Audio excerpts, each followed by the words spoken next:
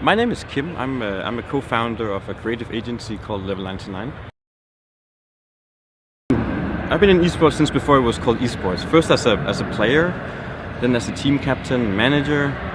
Then I made a community website. Then I joined Steel Series, where I ran marketing for 8 years.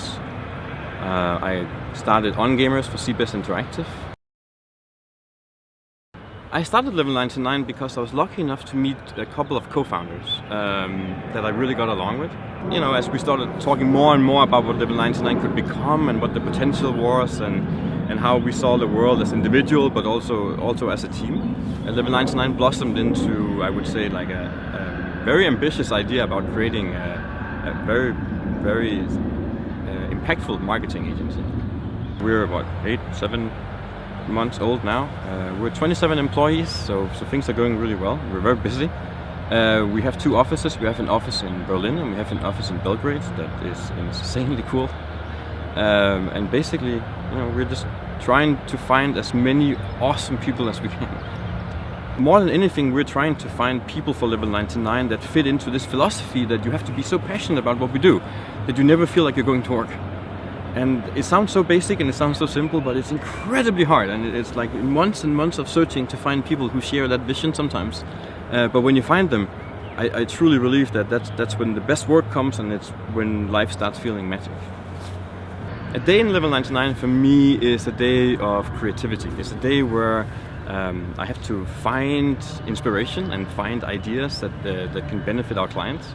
And then I have to structure them and convince other people that these make sense. The client, my colleagues, myself, and then get those ideas to sort of like blossom into something that's real. And that happens, you know, through many different tools. That could be shooting video, that could be organizing a promotion campaign with a partner. There could be many different things, but it's usually a day where I have to take something out of my head and then make it into reality.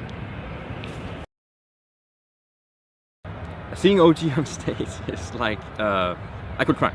Like sometimes when they play, I have to leave the room because my heart can't take it, and I actually like start freaking out.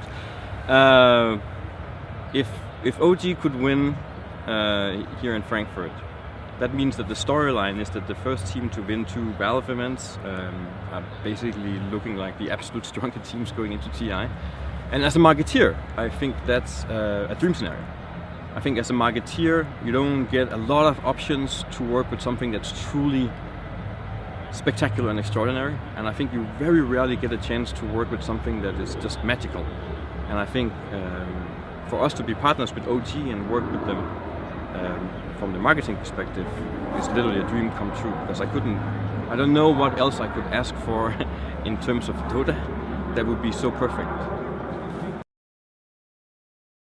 I think what drives esports and where esports growth is a very natural generational shift. I think there's a generation of young people growing up today that have grown up in a world where they were never not online.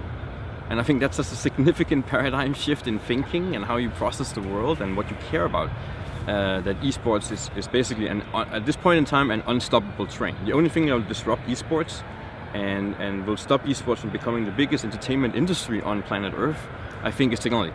We can only be disrupted by technology. I think esports is a technology sport, and I think the only thing that can disrupt this would be some kind of other technology.